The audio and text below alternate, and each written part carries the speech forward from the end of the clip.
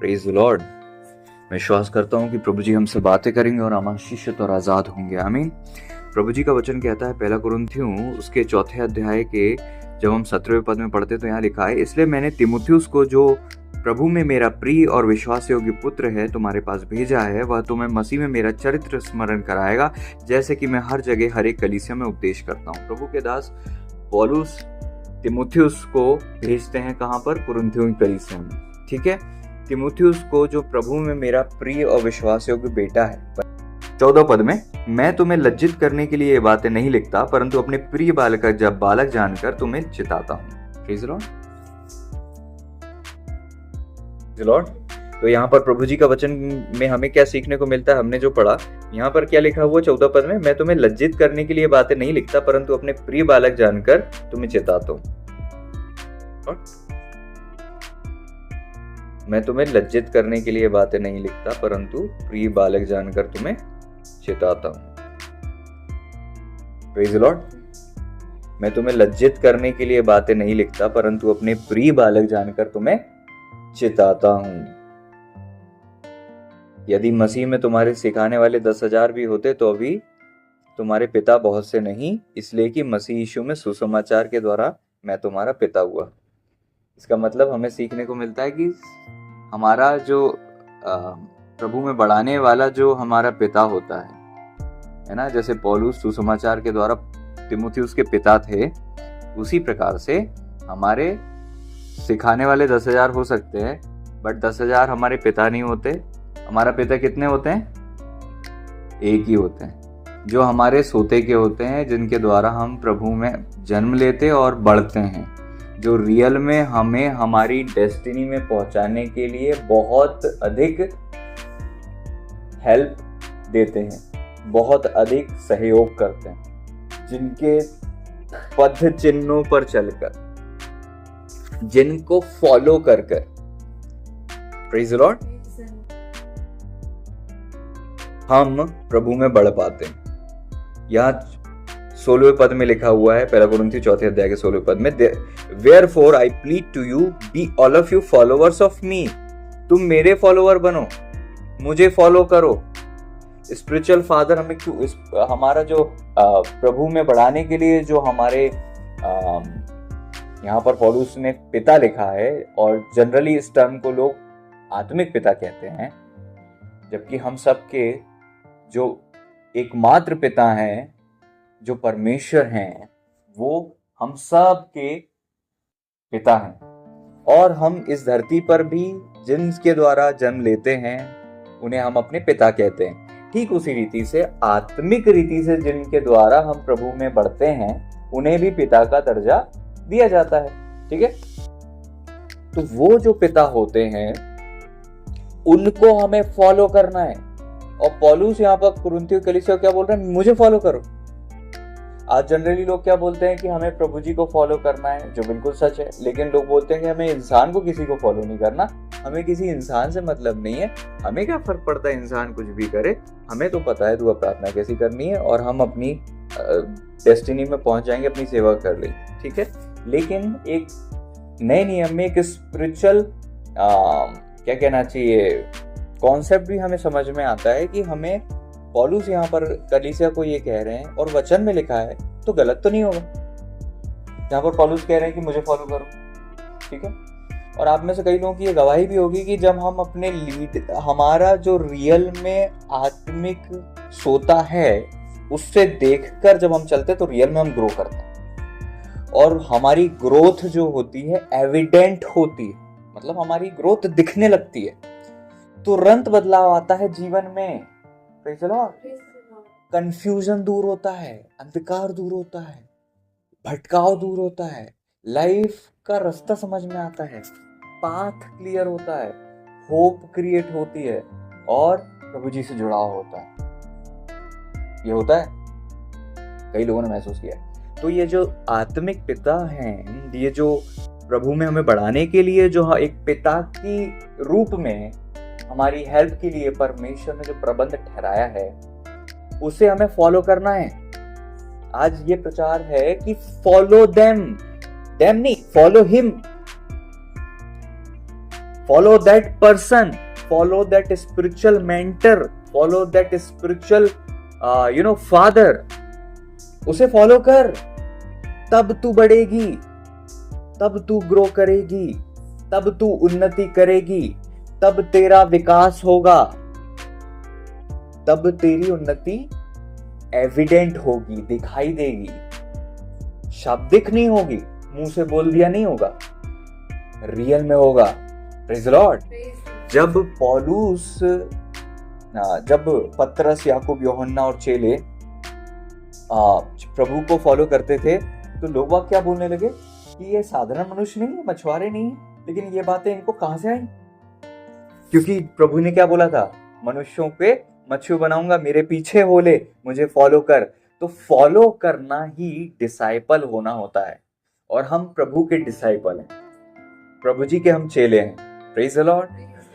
और परमेश्वर ने जो हमारे लिए अगुवा नियुक्त किया है और हमें मेंटर ठहराया है हमारे लिए, जब हम उसको फॉलो करते हैं तो अल्टीमेटली वो प्रभु को फॉलो कर रहे हैं, और हम उनको फॉलो करते हुए हम प्रभु के ही पीछे जा रहे हैं।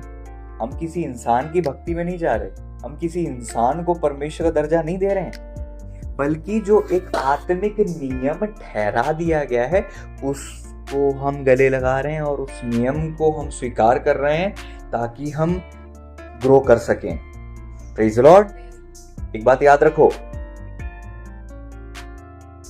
प्रेज़ द लॉर्ड, बस ध्यान से सुनिए, बस ध्यान से सुनो।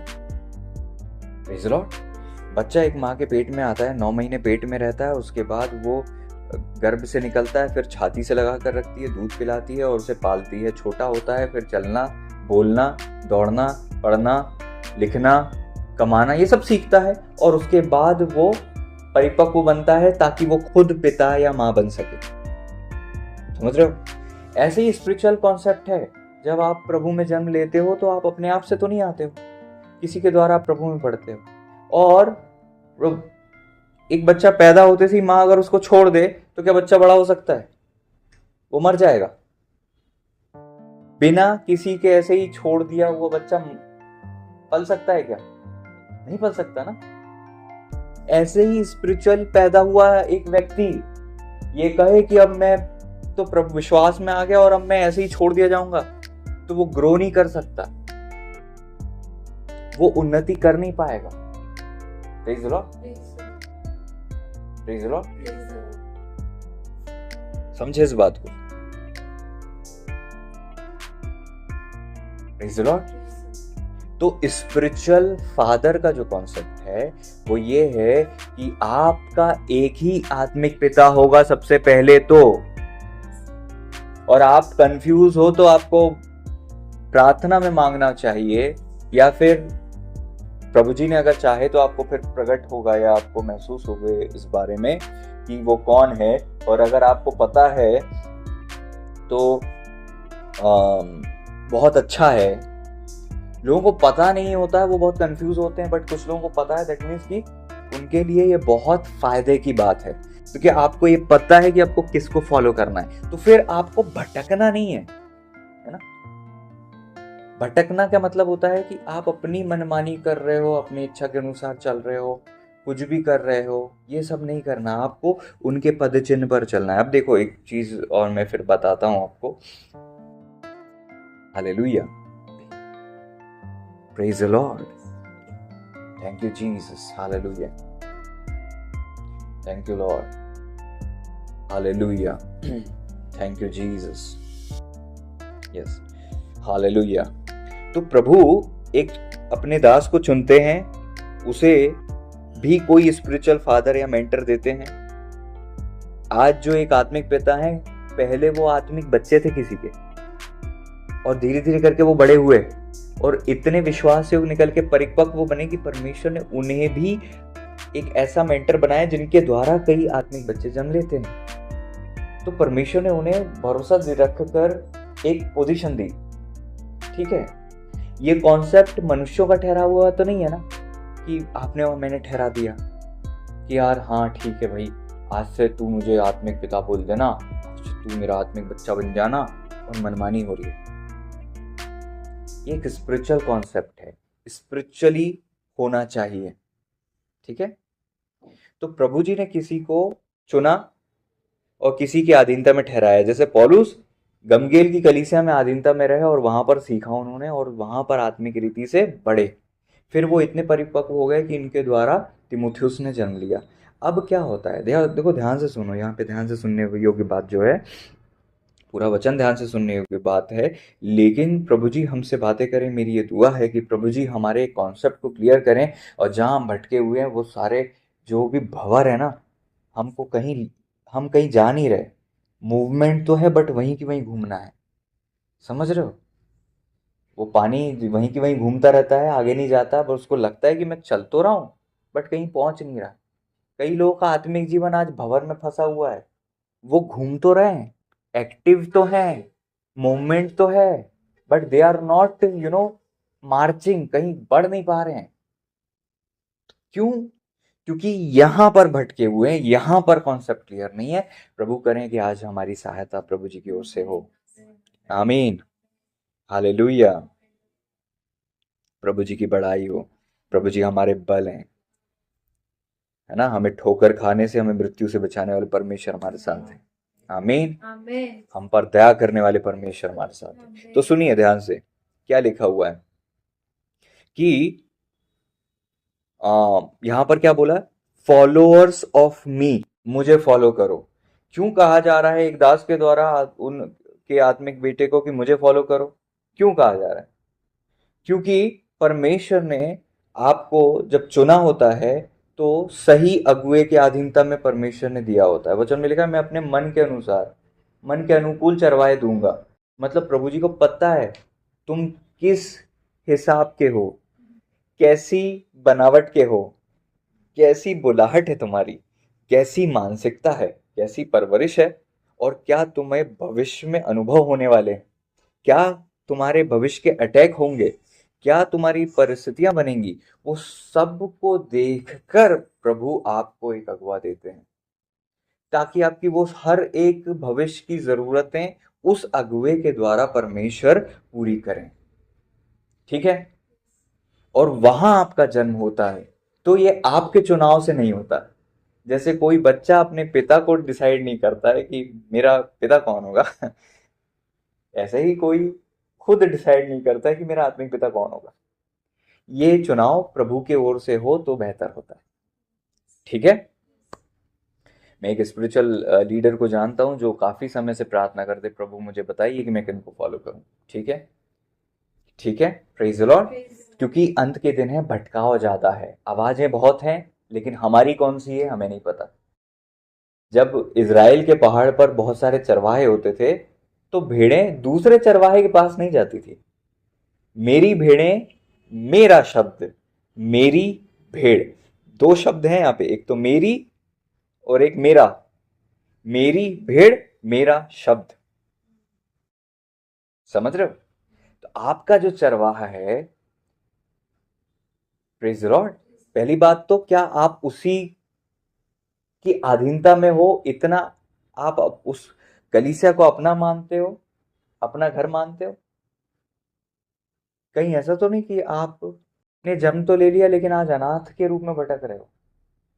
जैसे कोई बच्चा जन्म ले लेता और फिर घर छोड़ देता और फिर इधर उधर घूमता और सोचता है कि मैं अपनी मनमानी करूंगा और जीवन जी लूंगा और पुत्र की तरह, तो वो भटका हुआ है। पिता तो है बट पिता के पास नहीं। ठीक उसी रीति से आपको प्रभु ने कहाँ जन्म दिया था, कहां पर रखा था? क्या तुमने घर बदल लिया? क्या तुमने प्लेस बदल ली? क्या तुमने पिता चुन लिया? क्या तुमने आवाज चुन ली? मेरी भेड़, मेरा शब्द, आपकी बिलोंगिंग, आपका, आपको पता है इस दुनिया में अगर आपका कोई घर नहीं है ना तो आप बहुत दुखी इंसान हो, बहुत क्या कहना चाहिए, स्ट्रगल करने वाले इंसान हो। इस पूरी दुनिया में हर एक व्यक्ति का अपना घर होता है, मतलब मोस्टली लोगों का। अनाथों की बात नहीं कर रहा हूँ, बेघर लोगों की बात नहीं कर रहा हूँ, बट मोस्टली लोगों का घर होता है। हमको पता है, हम दूसरे शहर में रहते भी हैं तो भी हमको पता है एक हमारा घर है जहां हमको जाना है ना। बिलोंगिंग की बात कर रहा हूं कि हम कहां से बिलोंग करते हैं। ये एहसास होना ज़रूरी है। हमारी कुछ मूलभूत ज़रूरतें हैं जिसमें से एक प्रेम है और एक बिलोंगिंग है। प्रेम हमारी बहुत ज़रूरत है, जिसको प्रेम नहीं मिलता वो बहुत अधूरा महसूस करता है। जिसको अपनापन नहीं मिलता, जिसको कोई अपना नहीं कहता, या जो कहीं अपना ठिकाना नहीं समझता, उसको भी घटी महसूस हो रही होती है। समझ रहे हो आप? तो बिलोंग होना बहुत ज़रूरी है। Praise the Lord. तो जितना ज़रूरी आपका एक घर होना या आपकी बिलोंगिंग होना है, उससे ज़्यादा ज़रूरी आपकी स्पिरिचुअल बिलोंगिंग है। क्योंकि लोगों का हो सकता है कि घर तो, बट आत्मिक घर नहीं है उनका। आत्मिक बिलोंगिंग नहीं है ना अगर आपकी, कि आप कहाँ के हो, कहाँ से हो, कहाँ से जुड़े हो, कहाँ के हो, बेसिकली समझ रहे हो? मैं यहाँ पे मेंबरशिप की बात नहीं कर रहा हूँ। मैं यहाँ पर वो बात कर रहा हूँ कि आपको ये आभास हो कि हाँ, ये मेरा घर है, ये मेरा आत्मिक झुंड है, ये मेरी जगह है, ये मेरा ठिकाना है, मैं उस झुंड का हूँ। ये एहसास, और इसको गले से लगाना। लोग बाग तो तुच्छ समझने लगते हैं ना कि हमारे, बट गले से लगाना, उसे अपना मानना, मेरी भीड़, मेरा शब्द, बिलोंगिंग है ना यहाँ पे, अपनापन है ना यहाँ पे, एहसास है ना यहाँ पे, एकता का। Praise the Lord। तो आपको पता होना चाहिए कि आपको कौन सी वाणी सुनना है और कौन से शब्द आपके कान में जाना चाहिए और किसके द्वारा आपको बढ़ना है। Praise the Lord. और हर हफ्ते आपको, हर इवन, मैं तो कहूँगा हर दिन आपको उस आवाज के सराउंडिंग में आना चाहिए। एवरी डे आपको उस आवाज की सराउंडिंग में आना चाहिए। आप कहोगे हर दिन सरमन नहीं होता, बट पुराने सरमन है आपके पास। हर दिन आपको वो आवाज से गुजरना ही चाहिए। ये बहुत अच्छा एक स्पिरिचुअल ट्रूथ आपको बताया जा रहा है। हर दिन आपको उस आवाज के तले आना चाहिए। मेरा प्रश्न है आज आपसे, आज आपने, आज का दिन देख लिया, आज के दिन में आपने कुछ घंटे गुजार दिए, क्या उस आवाज के अधीन अभी तक आप आए अपने एफर्ट से?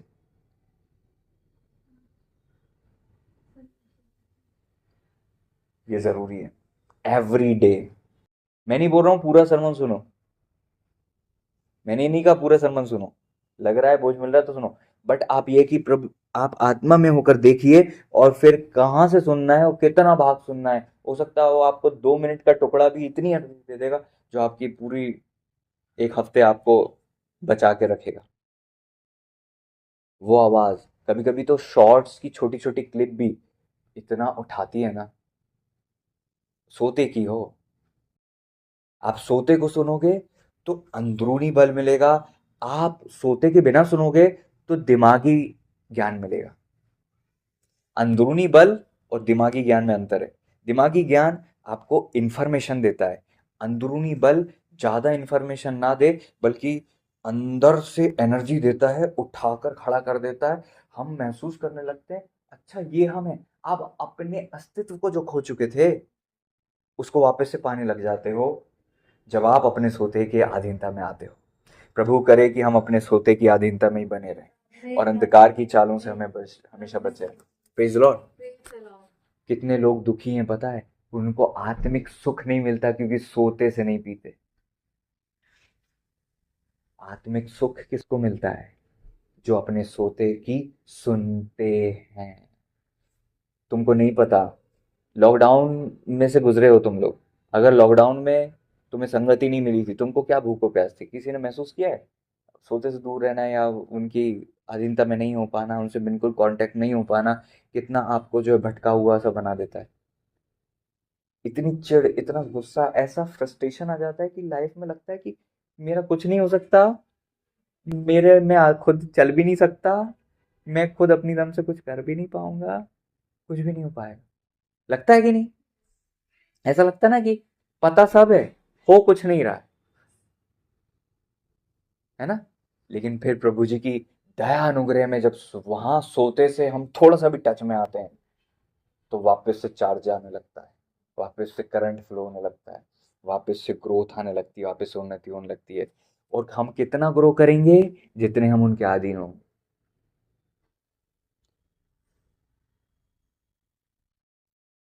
जितना हम उनके अधीन होंगे उतना हम ग्रो करेंगे।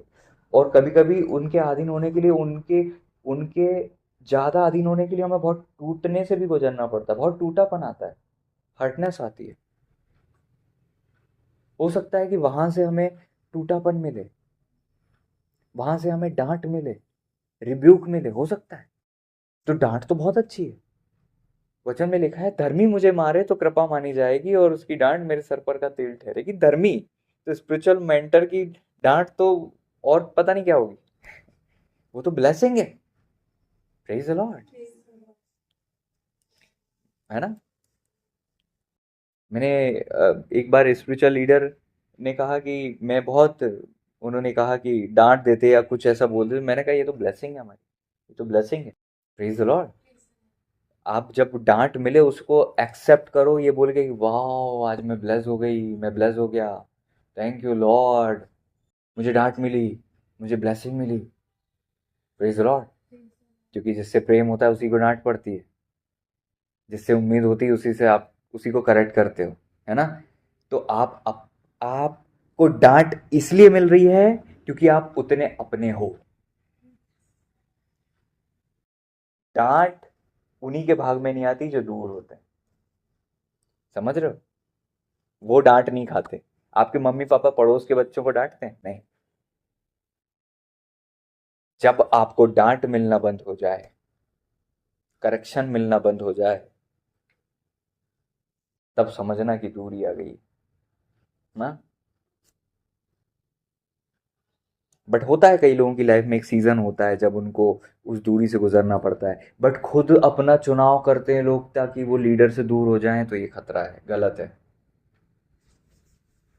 कभी कभी लोगों को लगता है कि इस आधीनता में, इस लीडर की आधीनता में ग्रोथ नहीं होनी हमारी, इस लीडर की आधीनता में हम क्या बढ़ेंगे, नहीं, मतलब बहुत सारी चीजें सोचते हैं जनरली लोग, जो कि सही बात नहीं है।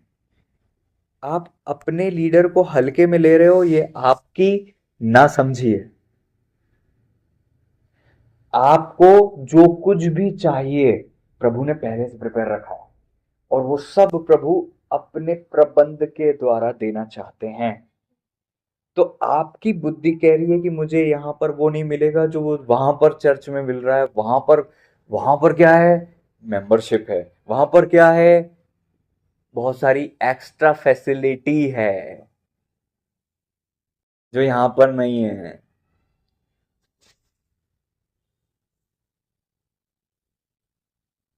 भौतिक चीजों को या ऊपरी सजावट और जमावट को देखकर लोग अपने आत्मिक सोते का भी बदलाव कर लेते हैं,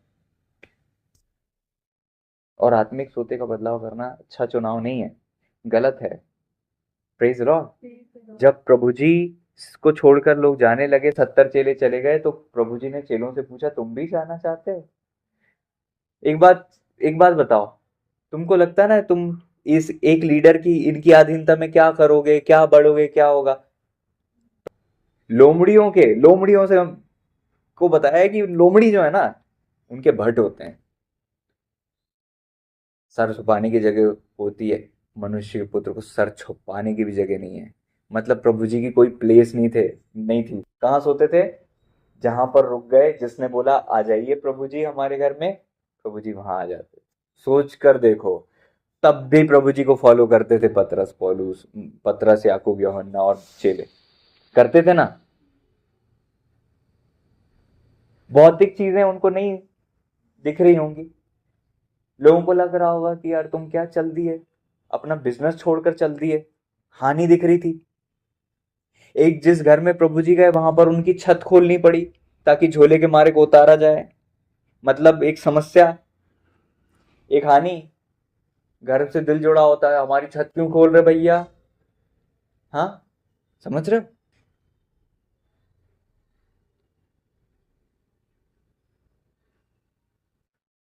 एक जगह एक चले क्या बोलते, आओ हम भी मरने को चले, है ना। प्रभु जी ने बोला आओ हम चलते, तो हम भी चलो।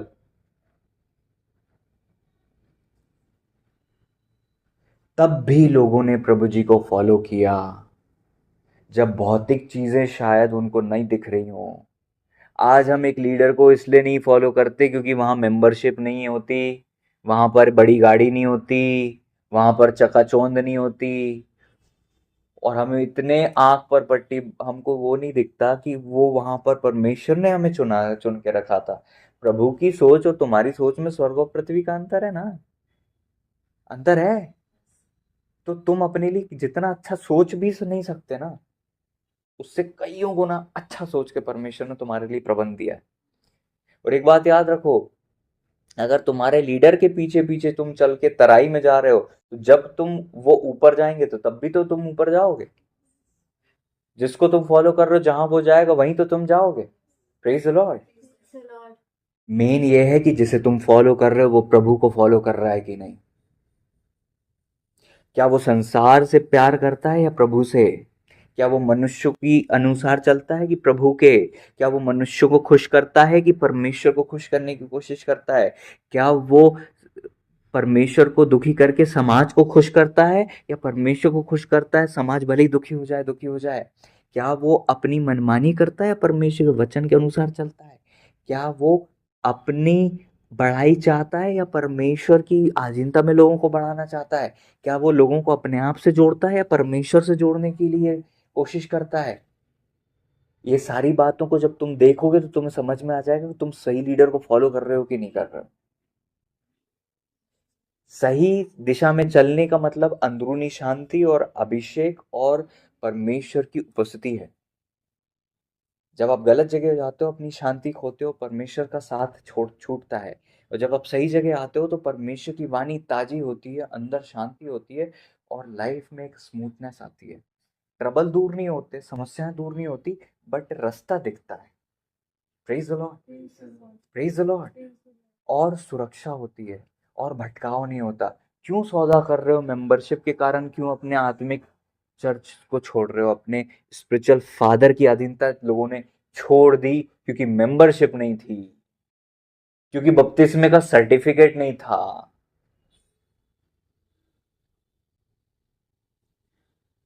Praise the Lord. प्रभु जी हमें बचाएं। पौलुस क्या बोल रहे हैं? मुझे फॉलो करो।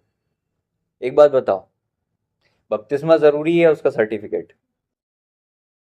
मैं नहीं बोल रहा हूं कि बपतिस्मे के सर्टिफिकेट से कुछ नहीं होता, बट आप बपतिस्मा क्यों लेते हो? सर्टिफिकेट के लिए, या प्रभु की योजना है, परमेश्वर ने कहा है इसलिए? प्रारंभिक चेलों के पास सर्टिफिकेट था क्या? प्रारंभिक कलीसिया में सर्टिफिकेट देते थे क्या?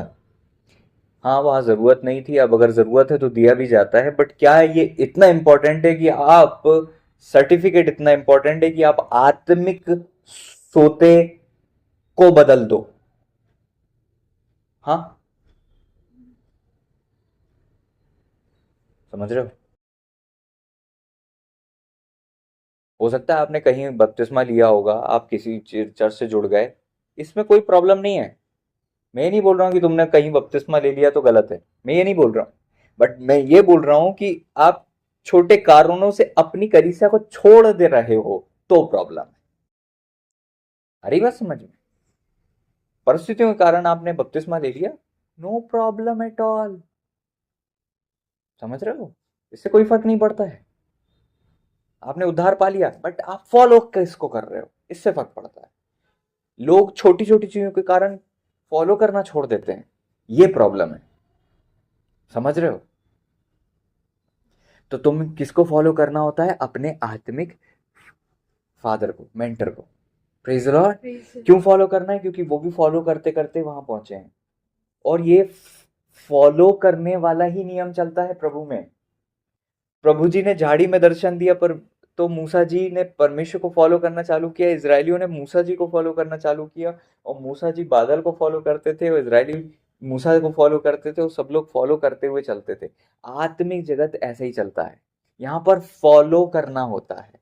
हम प्रभु को फॉलो करते हैं, और प्रभु को फॉलो करने वालों के अधीनता में चलते हैं, तो हम प्रभु के ही अधीनता में चल रहे होते हैं।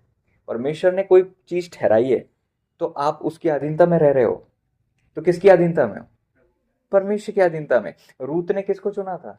रूत ने कहा था, तेरे लोग मेरे लोग, और तेरा परमेश्वर मेरा परमेश्वर। वो परमेश्वर को जानती थी नहीं, लेकिन बस उस जगह चले गई जहां परमेश्वर का नियंत्रण था।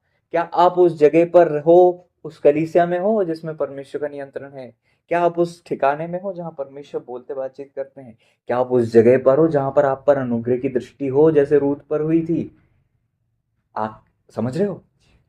अकाल पड़ गया उस जगह, तो उस जगह को छोड़ दोगे ना तो हानि उठाओगे। नाओमी ने क्या किया पता है? इज़राइल में अकाल पड़ा, सुनो ध्यान से। इज़राइल में अकाल पड़ा तो वो अपने पति और दोनों लड़कों के साथ चल दी। कहाँ चल दी? इज़राइल से निकल गई और कहाँ चली गई? मुआब। और कुछ साल बाद पति और दोनों बच्चे खत्म हो गए। मुआब कौन सी जगह थी जहाँ नर बलि होती थी? नर जिंदा नहीं रहते थे, वहां स्त्रियां चल। मुआब। तो वहां पर जाते ही पुरुष खत्म हो गए घर के सारे। 3 स्त्रियां बच गई बस, 3 पुरुष खत्म। वो लौट कर आती हैं तो वहां पर वो इजरायली बोलते हैं, अरे नाओमी आई, नाओमी आई। सोच कर देखो, अकाल में भी वो सब जिंदा थे। और अकाल के कारण से जो गई वो अधूरी आई। क्या आप अपनी कलीसिया में कुछ समस्या हो जाए तो उसको छोड़ देते हो? जैसे नाओमी ने गलती की। आप अपने मंदिर को नहीं छोड़ सकते भले ही प्रॉब्लम हो। समझ रहे हो? नाओमी अगर नहीं जाती तो तीनों तीनों पुरुष घर के जिंदा रहते।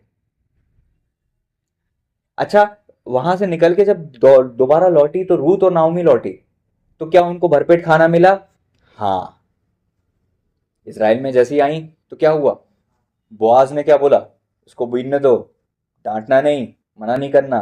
अनुग्रह की दृष्टि होती है जहां परमेश्वर की उपस्थिति होती है। आप अपने सोते में रहोगे तो अनुग्रह में रहोगे और संतुष्टि में रहोगे।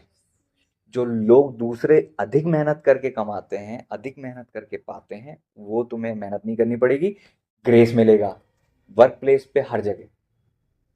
समझ रहे हो सकता है स्ट्रगल हो सकता है वहां अकाल पड़े, बट आप अकाल के कारण से अपने यरूशलेम को नहीं छोड़ते। समझ रहे हो? तो पौलुस बोलते हैं मुझे फॉलो करो। तो सिंपल सा नियम है, लीडर प्रभु को फॉलो कर रहे हैं, हमें भी प्रभु जी को फॉलो करना है और लीडर को भी फॉलो करना है। ठीक है?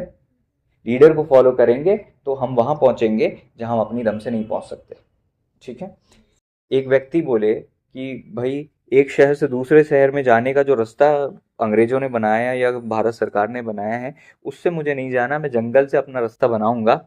है ना? तो 100 किलोमीटर का रास्ता को बनाने के लिए उसको पूरा जीवन देना पड़ेगा, तब जाके वो रोड बनाएगा। जो 100 किलोमीटर वो 2 घंटे में जा सकता था, बनी बनाई रोड थी, बस उसको अधीन होना था उस बस ड्राइवर के जो ले जा रहा था वहां पे।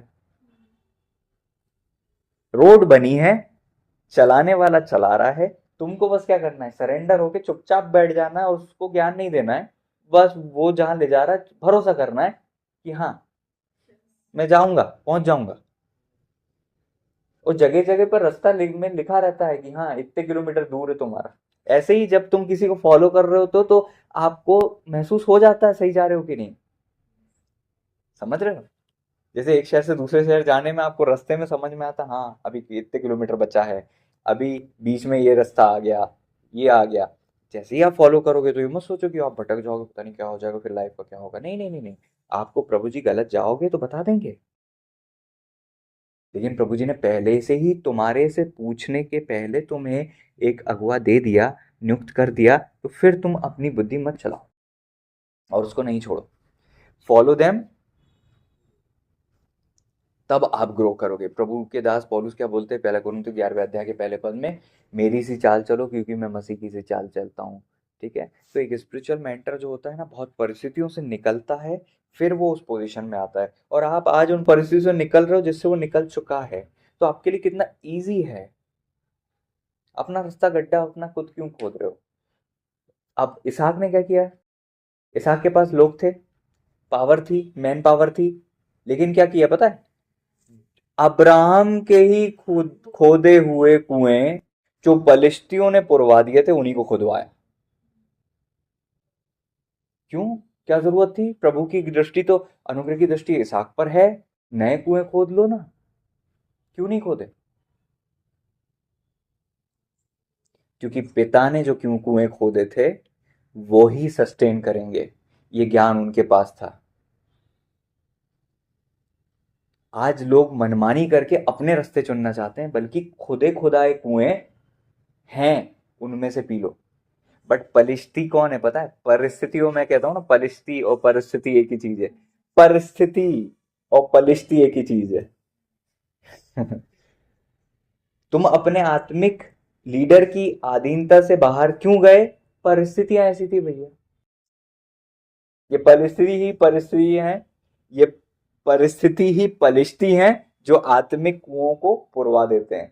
क्योंकि कंडीशन ऐसी बन गई, सबके जीवन में होता है, ऐसी कंडीशन बन गई, तो अब वो अधीनता नहीं है, अब वो परिस्थितियां उन कुएं को पुरवाती हैं। इसहाक ने क्या किया था? अच्छे बच्चे की तरह वापस अपने पिता के उन सारे कुओं को खुदवाया जो पलिश्तियों ने पुरवा दिए थे। पलिश्ती क्यों उन कुएं को खुद पुरवा रहे हैं, पैक करवा रहे हैं? क्योंकि पता है इजरायली उसमें से पीकर जिंदा रहेंगे। उस सोते में से पीकर ही आप चल पाओगे। उसे पूरने मत दो, परिस्थिति कुछ भी आए, अपने सोते को मत छोड़ो। उसी कुंड से पियो। वचन में साफ लिखा है, तू अपने ही कुंड से पानी, अपने ही कुएं के सोते का जल पिया करना। कुएं में जो सोता है उसका जल पिया करना। Praise the Lord. कितनी बड़ी ब्लेसिंग है। तुम्हें कुआं नहीं खोदना, कोई खोद चुका है। Praise the Lord. जो फॉलो कर रहे हैं उनकी लाइफ इतनी इजी है। किसकी लाइफ ज्यादा कठिन थी, अब्राहम जी की कि इसहाक की? अब्राहम जी की। कई सारे स्ट्रगल जिससे अब्राहम जी गुजर गए, इसहाक जी को नहीं गुजरना पड़ा। सही है। इसहाक जी को कुएं खुदवाना नहीं पड़ा, क्योंकि अब्राहम जी ने खुदवा दिए थे। ये टेंशन नहीं लेनी थी कि कुएं कहाँ खोदें, कहाँ पानी मिलेगा, पूछते हैं। नहीं, पता है कुएं कहाँ है, बस पुर गए वापस से। क्या आपके कुएं पूर चुके हैं आज? अब वो आधीनता नहीं है, अब वो साथ नहीं है, अब वो फ्लो नहीं है, अब वो ताजा जल नहीं है। तो अपने कुएं को वापस खोद लो। और अगर आपने सोता बदल लिया है, अपने सोते में वापस आ जाओ। आने वाले दिन अच्छे नहीं है, बहुत कठिन होंगे। जो सोते से पिएंगे वो बलवंत होंगे, और वो स्थिर रहेंगे, सस्टेन करेंगे। Praise the Lord. क्या ही धन्य वो पुरुष जो बहती के नालियों के किनारे लगा गया, अपनी ऋतु में फलता है, जिसके पत्ते मुरझाते नहीं। जो कुछ वो पुरुष करे वो सफल होता है। दुष्ट लोग ऐसे नहीं होते, वो उस भूसी के समान होते हैं जो पवन से उड़ाई जाती है। दुष्ट लोग अदालत में स्थिर ना रह सकेंगे, और ना ही सस्टेन रह पाएंगे। यहोवा परमेश्वर धर्मियों के मार्ग को जानते हैं और दुष्टों का मार्ग नाश हो जाएगा। क्या ही धन्य है, क्या ही धन्य है। जब वचन कहता ना क्या ही धन्य है, तो रियल में वो बहुत बहुत धन्य अवस्था होती है। क्या ही धन्य है वो पुरुष, दुष्टों की युक्ति पर नहीं चलता, पापियों के मार्ग में नहीं बैठता, ठट्टा करने वाले की मंडी में। समझ रहे हो? तो आप जिसको फॉलो कर रहे हो, जब वो ठट्टा करने वालों की मंडी में नहीं बैठ रहे, दुष्टों की युक्ति पर नहीं चल रहे, ना पापियों के मार्ग में खड़े हो रहे, इसका मतलब आप सही रास्ते और उनको फॉलो करोगे तो आप भी सही रीति से चल पाओगे। मैं विश्वास करता हूँ इस वचन से आप ब्लेस हुए, और इस वचन को कभी भूलना नहीं। God bless you. आमीन।